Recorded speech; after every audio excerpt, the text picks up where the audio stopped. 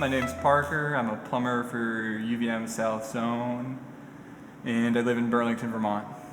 I started working here January 2022. I saw that there were good people working here. I thought the school in the area of Vermont, I felt welcomed.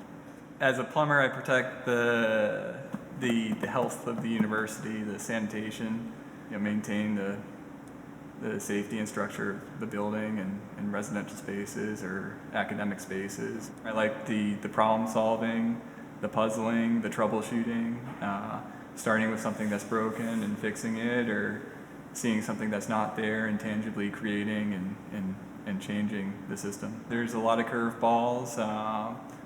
There's quite a big territory of service, and plumbers protect the health of the university, the nation, everybody that uses plumbing. When it works well, you don't notice. It's just a provided amenity that you should really only notice when it goes bad. But that being said, understand that there's foundational blocks around you that get you to where you are.